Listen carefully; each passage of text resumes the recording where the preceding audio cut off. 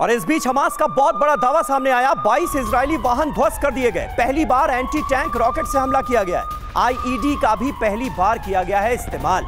समंदर में भी हमले में हम सक्षम हैं, ये दावा कर दिया है हमास ने। यानी हमास ये दिखाने की कोशिश कर रहा है कि अभी भी उसकी ताकत कम नहीं हुई है और वो इजराइल जैसे मजबूत देश के साथ लड़ाई लड़ने में सक्षम है।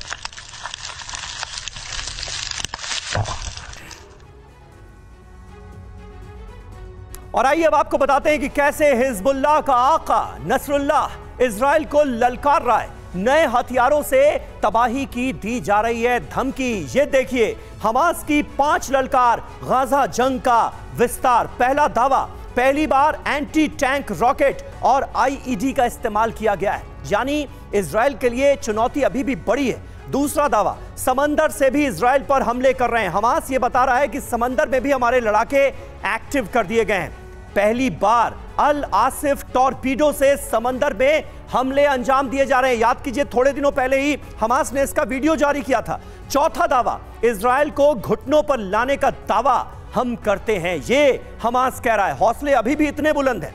नेतन्याहू का राजनीतिक करियर खत्म कर देंगे, ये 5वां और बहुत बड़ा दावा किया गया है हमास की तरफ से। विपिन चौबे का एक बार फिर मैं रुख करना चाहूंगा, जो कि लेबनान बॉर्डर की तरफ कूच कर रहे हैं। विपिन, बड़े ताज्जुब की बात है, जंग दूसरे महीने में प्रवेश कर चुकी है। इजराइल जैसे ताकतवर मुल्क के साथ हमास की लड़ाई चल रही है, जंग चल रही है, और अभी भी हमास में इतने हौसले बाकी हैं।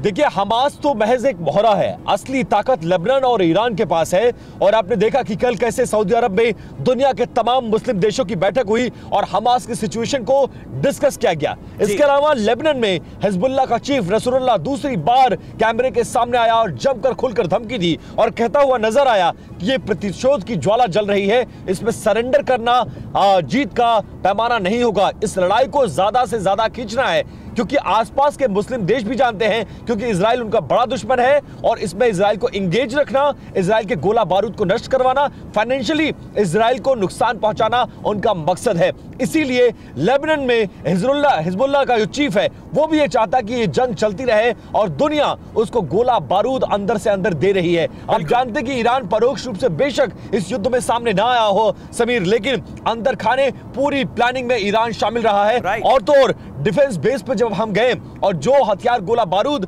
हमास के लड़ाकों के द्वारा प्राप्त किया गया, उसमें से 15 से 20% ईरान मेड निकले हैं। इससे आप अंदाजा लगाइए कि आसपास के जो मुस्लिम देश हैं, जो आज की तारीख में गाजा पट्टी, फिलिस्तीन और वेस्ट बैंक का समर्थन कर रहे हैं, वो क्या चाहते हैं? वो चाहते हैं कि युद्ध चलती रहे और इसी तरह से इजराइल को इंगेज रखा जाए। बिल्कुल सही बात है। और इन तमाम मुल्कों का जो रुख नजर आ रहा है वो साफ तौर पर इनकी मंशा जाहिर करता है कि ये चाहते हैं कि युद्ध हर हाल में चलता रहे। खास करके ईरान का जो रुख है वो पूरी तरह से हमास के साथ खड़ा हुआ नजर आ रहा है। हमास के चीफ बाकायदा ईरान के सुप्रीम लीडर से मिलते हैं, उसकी तस्वीरें जारी की जाती हैं। उधर तुर्की के राष्ट्रपति एर्दोगन हमास के नेताओं से करते हैं मुलाकात और कहते हैं हम तो साथ हैं तुम्हारे।